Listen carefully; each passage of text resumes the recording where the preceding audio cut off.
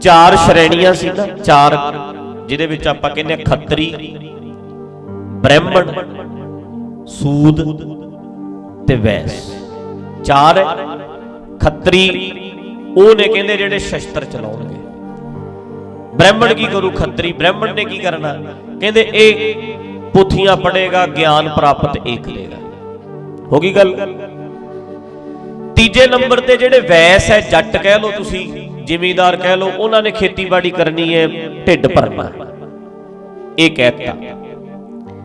जेड़ा कहते शूदर है, छोटियां जातां है, ये कहते लोकां दे लई काम करेगा, ਉਹਦੇ ਭਾਂਡੇ ਮਾਂਜਣੇ ਨੇ, सफाई करनी है, गंद साफ करना है, ਇਹਦੀ सारी ड्यूटी छोटी जात वाला इत्थे।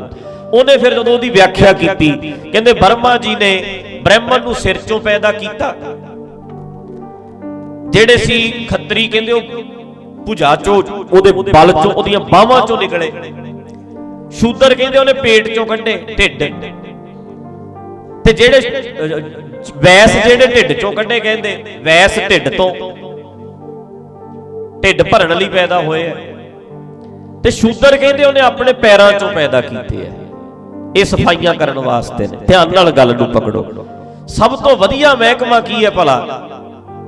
ज्ञान प्राप्त करना। कहते ये सिर चों पैदा कीते है, सिर वरतन दा काम ब्राह्मण दा, ते बाहां नूं वरत के लोकां नूं बचाउण दा काम खत्तरियां दा है, ते ढिड भरन दा काम जट्टां दा, वैस। ते पैरां दे विचों कहंदे ਇਹ ਕਹਿੰਦੇ ਜਿਹੜਾ ਕੰਮ ਕਰਨਾ ਹੈਗਾ, ਇਹ ਸਾਰਾ ਸ਼ੂਦਰਾਂ ਦਾ ਕੰਮ ਹੈ। ਉਹਨੇ ਐ ਵਰਨ ਵੰਡ ਕਰਤੀ ਤੇ ਆਪਣੇ ਹਿੱਸੇ 'ਚ ਸਭ ਤੋਂ ਵਧੀਆ ਮਹਿਕਮਾ ਰੱਖਿਆ, ਗਿਆਨ ਪ੍ਰਾਪਤ ਕੌਣ ਕਰੇਗਾ? ਮੈਂ।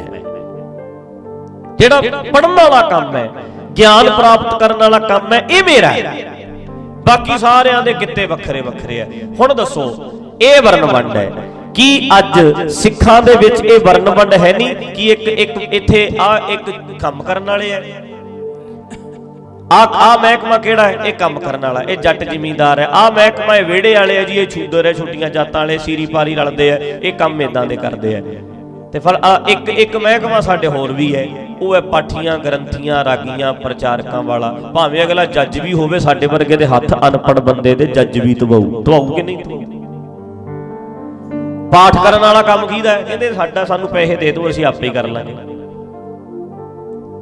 दसो पाठ तुसीं पैसे दे के कराउने कि नहीं कराउने? बोलो।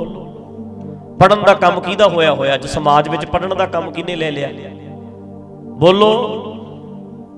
पाठियां ने, साडे वर्गियां ने, दे साडा काम है, सानू तुसीं घिओ पा के दिओ, बदाम दे दिओ, मगज दे दिओ, काजू दे दिओ। लिख के नहीं दिंदे हुंदे, समग्री है नहीं। भला पाठियां दी समग्री की हुंदी है? इन्नी मिश्री, इन्ने बदाम, इन्ने काजू, देसी घिओ।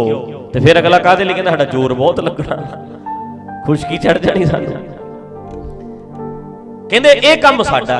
ते बीबीओ तुसीं कहो भी असीं पाठ करना, कहणगे 5 दिन लई बीबी नेड़े ना लगी, तूं 5 दिन तू हथ नहीं ला सकदी।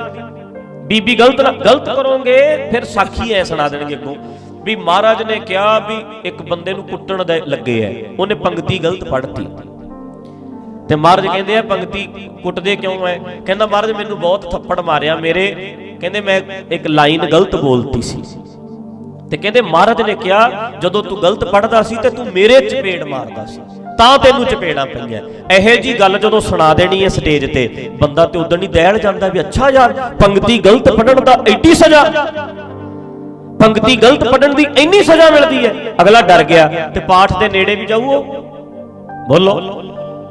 ते किहदे हक किहदा रख लिया पाठ दे उत्ते? साडे वर्गियां ने। असीं टकसाल चों पढ़े आ, कोई कहता जी मैं फलाने थां तो पढ़ के आया, मैं फलाने थां तो पढ़ के आया। इन्हां ने अपने हक रख लिया, बाकियां नूं कहंदे पाठ शुद्ध ना कीता पाप लग जू। ते पढ़ाई हुण अगला 3 साल तेरे वांगू कित्थे ला के आवे? अगला बच्चे पाले 3 साल तेरे लिए कढ के आवे। तू ते वेला सी जाया 3 साल, 5 साल पढ़ लिया तू, ते सारे बंदे किवें पढ़णगे? अगला न्याणे पढ़ेगा कि तेरे को उत्थे जाके पढ़न जाएगा 3-4 साल ला के आवे, फिर गल बनू। ते पाठ वाला महकमा, पढ़न वाला महकमा अपने हथ रखिया कि नहीं रखिया? कीता कि नहीं? उही काम। भावें अगला जज लग जे, साडे वर्गियां दे हथ धमाउंदा। सैटिंग इदां दी कीती।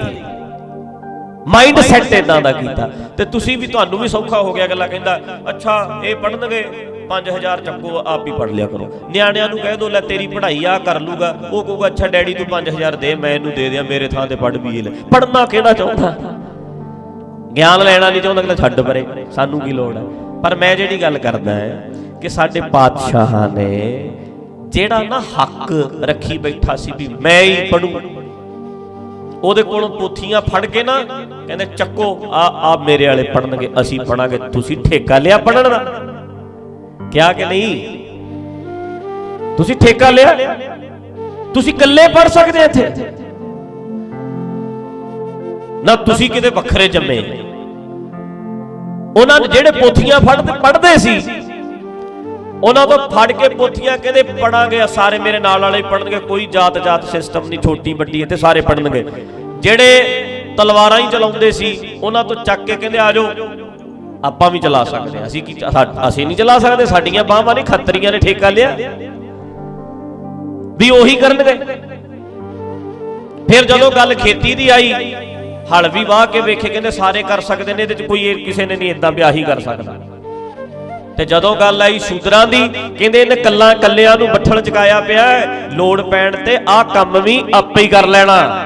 ਜੇ ਗੰਦ ਮੈਂ ਪਾ ਸਕਦਾ ਤੇ ਆਪਣੇ ਗੰਦ ਦੀ ਸਫਾਈ ਵੀ ਆਪ ਕਰ ਸਕਦਾ ਹੈ, ਦੂਜਾ ਕਿਉਂ ਕਰੂ? ਜੇ ਗਿਆਨ ਪੜਨ ਦਾ ਤੈਂ ਠੇਕਾ ਲਿਆ, ਤੇ ਨਾਲ ਹੀ ਕਹਿੰਦੇ ਨੇ ਆਹ ਗਰੀਬ ਨੇ ਗੰਦ ਚੱਕਣ ਦਾ ਠੇਕਾ ਲਿਆ, ਉਹਨੂੰ ਵੀ ਕਹਿੰਦੇ ਆ ਇਹਨੇ ਠੇਕਾ ਲਿਆ ਤੇਰੀਆਂ ਸਫਾਈਆਂ ਕਰੇ, ਇਹਨੂੰ ਵੀ ਪੜਨ ਦਾ ਹੱਕ ਹੈ। ਤੂੰ ਆਪਣੀ ਸਫਾਈ ਆਪ ਕਰ, ਪੜ੍ਹਾਈ ਵੀ ਆਪ ਕਰ, ਸਫਾਈ ਵੀ ਆਪ ਕਰ, ਬਚਾਅ ਵੀ ਆਪ ਦਾ ਆਪ ਕਰ ਲੈ, ਤੇ ਫਸਲ ਵੀ ਆਪ ਦੀ ਆਪ ਹੀ ਬੀਜ ਲੈ, ਚਾਰੇ ਕੰਮ ਆਪੇ ਆਪਣੇ ਆਪ ਕਰ ਲੈ। ਇਦਾਂ ਹੀ ਮਹਾਰਾਜ ਨੇ ਜਿਹੜੇ ਜਿਨ੍ਹਾਂ ਨੂੰ ਪੈਰਾਂ ਦੀ ਜੁੱਤੀ ਸਮਝਦੇ ਸੀ, ਉਹਨਾਂ ਨੂੰ ਕਿਹਾ ਕਹਿੰਦੇ ਚਾਰੇ ਕੰਮ ਆਪੇ ਕਰ ਲੋ। ਇਹ ਸਿਰ ਤੇ ਭਾਈ ਮਤਲਬ ਮਹਿਕਮੇ ਵੰਡੇ ਹੋਏ ਸੀ। ਆਹ ਜਿਹੜਾ ਪੜਨ ਵਾਲਾ ਕੰਮ ਹੈ ਕਹਿੰਦੇ ਤੇ ਸਾਨੂੰ ਅਸੀਂ ਉਹੀ ਕਰ ਸਕਦੇ ਹਾਂ। ਤੇ ਗੁਰੂ ਸਾਹਿਬ ਨੇ ਨਾ ਉਹਨਾਂ ਦੇ ਹੱਥਾਂ ਚੋਂ ਫੜ ਕੇ ਪੋਥੀਆਂ, ਗ੍ਰੰਥ, ਕਿਤਾਬਾਂ ਇਹ ਫੜਾਤੀਆਂ, ਕਹਿੰਦੇ ਪੜ੍ਹ ਲਓ ਤੁਸੀਂ, ਮੈਂ ਪੜੂੰਗਾ, ਆਪਾਂ ਪੜਾਂਗੇ, ਆਪਾਂ ਆਪਣਾ ਗਿਆਨ ਆਪਣਾ ਲਿਖਾਂਗੇ। ਤੇ ਗੁਰੂ ਗ੍ਰੰਥ ਸਾਹਿਬ ਲਿਖਿਆ, ਆਪ ਬਣਾਇਆ, ਸਾਨੂੰ ਪੜਾਇਆ, ਆਪ ਪੜਿਆ, ਸਾਨੂੰ ਕਿਹਾ ਪੜਿਆ ਕਰੋ, ਸਮਝਿਆ ਕਰੋ। ਸਾਡਾ ਬੇੜਾ ਫੇਰ ਗਰਕ ਗਿਆ ਨਲਾਇਕਾਂ ਦਾ, ਅਸੀਂ ਚੱਕ ਕੇ ਪੋਥੀਆਂ ਫਿਰ ਸਾਡੇ ਵਰਗਿਆਂ ਨੂੰ ਫੜਾਤੀਆਂ ਵੀ ਆਪੇ ਹੀ ਪੜ੍ਹ ਲਓ, ਸਾਨੂੰ ਲੋੜ ਹੀ ਨਹੀਂ। ਆਖੋ ਸਤਿਨਾਮ। ਇਹਨੂੰ ਕਹਿੰਦੇ ਨੇ ਦਿੱਤਾ ਹੋਇਆ ਗਿਫਟ ਮੋੜਨਾ। ਇਹਨੂੰ ਕਹਿੰਦੇ ਨੇ ਮੈਨੂੰ ਨਹੀਂ ਚਾਹੀਦਾ ਤੇਰਾ ਗਿਫਟ। ਕਿੰਨੀ ਬੇਕਦਰੀ ਵੇਖੋ, ਇੱਕ ਬੰਦਾ ਤੁਹਾਡੇ ਲਈ ਗਿਫਟ ਖਰੀਦ ਕੇ ਲਿਆਵੇ, ਗਿਫਟ ਦੀ ਮੁੱਲ ਦੀ ਗੱਲ ਨਹੀਂ ਹੁੰਦੀ। ਹਾਲਾਂਕਿ ਪਿਆਰ ਦੀ ਨਿਸ਼ਾਨੀ ਦਾ ਮੁੱਲ ਪੁੱਛਣ ਵਾਲਾ ਬੰਦਾ ਬਹੁਤ ਵੱਡੀ ਭੁੱਲ ਕਰਦਾ ਹੈ, ਬਹੁਤ ਵੱਡੀ ਭੁੱਲ ਕਰਦਾ ਹੈ। ਪਿਆਰ ਦੀ ਨਿਸ਼ਾਨੀ ਦਾ ਮੁੱਲ ਥੋੜਾ ਪੁੱਛੀਦਾ ਹੁੰਦਾ ਹੈ, ਚਾਹੇ ਉਹ ਗੁਲਾਬ ਦਾ ਫੁੱਲ ਹੀ ਹੋਵੇ, ਚਾਹੇ ਉਹ ਇੱਕ ਚਾਕਲੇਟ ਹੀ ਹੋਵੇ,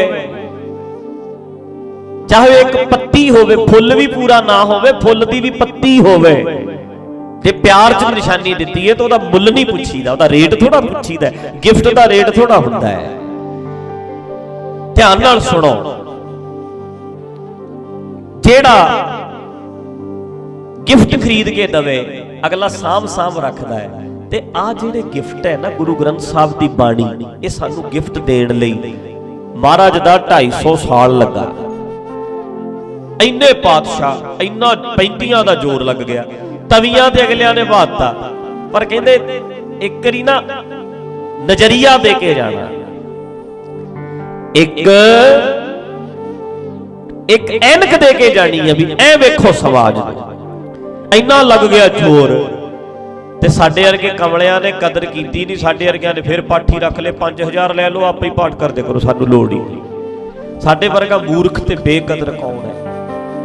ਵੀਰੋ ਭਰਾਵੋ, ਕਿਸਾਨਾਂ ਦੇ ਚੱਲਦੇ ਆ ਨਾ ਮਸਲੇ।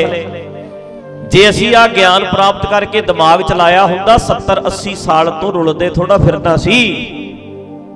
ਜਿਹਦੇ ਸਟੇਟ ਮੰਗਣ ਦੀ ਗੱਲ ਆਈ ਸੀ, ਠੋਕ ਕੇ ਕਰਦੇ। ਸਾਡੇ ਆਗੂ ਗਦਾਰ ਨਿਕਲੇ ਸੀ ਸਾਰੇ ਜਣੇ, ਮਗਰ ਨਾਰਾ ਲਾ ਦਿੰਦੇ ਆ ਅਸੀਂ,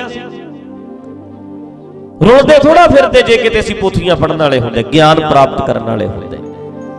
ਜੇ ਅਗਲੇ ਰਾਜ ਭਾਗ ਤੇ ਬੈਠੇ ਆ, ਪੰਗਾ ਇਹ ਪਿਆ ਪੋਥੀਆਂ ਮਤਲਬ ਗਿਆਨ ਸਮਝ ਪੜ੍ਹਾਈ ਛੱਡਤੀ ਅਸੀਂ। ਪੜ੍ਹਾਈ ਮਤਲਬ ਸਾਰੀ ਐਜੂਕੇਸ਼ਨ, ਕੱਲਾ ਪੋਥੀਆਂ ਦਾ ਗਿਆਨ ਨਹੀਂ, ਸਾਰੀ ਐਜੂਕੇਸ਼ਨ ਪੜ੍ਹਾਈ ਅਸੀਂ ਛੱਡਤੀ, ਉਹਦੇ ਤੋਂ ਦੂਰ ਹੋ ਗਏ। ਆਪਣੀ ਕਾਮਨ ਸੈਂਸ ਨਹੀਂ ਡਿਵੈਲਪ ਹੋ ਸਕੀ, ਪਿੱਛੇ ਰਹਿ ਗਏ। ਇੰਨੀ ਵਧੀਆ ਗੁਰਬਾਣੀ ਦਾ ਗਿਆਨ ਮਹਾਰਾਜ ਦੇ ਕੇ ਗਏ, ਪੜ੍ਹਿਓ ਭਾਈ, ਅਸੀਂ ਸਾਰੇ ਪੜਾਂਗੇ। ਤੁਸੀਂ ਠੇਕਾ ਲਿਆ ਪੜਨ ਦਾ ਵੀ ਤੁਸੀਂ ਵੀ ਪੜ ਸਕਦੇ ਆ, ਪੜਾਂਗੇ ਵੀ, ਸਮਝਾਂਗੇ ਵੀ, ਸਮਝਾਵਾਂਗੇ ਵੀ, ਆਪੇ ਵੀ ਤਲਵਾਰ ਵੀ ਚਲਾ ਲਿਆ ਕਰਾਂਗੇ, ਢਿੱਡ ਵੀ ਭਰ ਲਾਂਗੇ, ਆਪਣੀ ਸਫਾਈ ਵੀ ਕਰ ਲਾਂਗੇ, ਸਾਰੇ ਕੰਮ ਅਸੀਂ ਕਿਹੜਾ ਨਹੀਂ ਕਰ ਸਕਦੇ ਯਾਰ।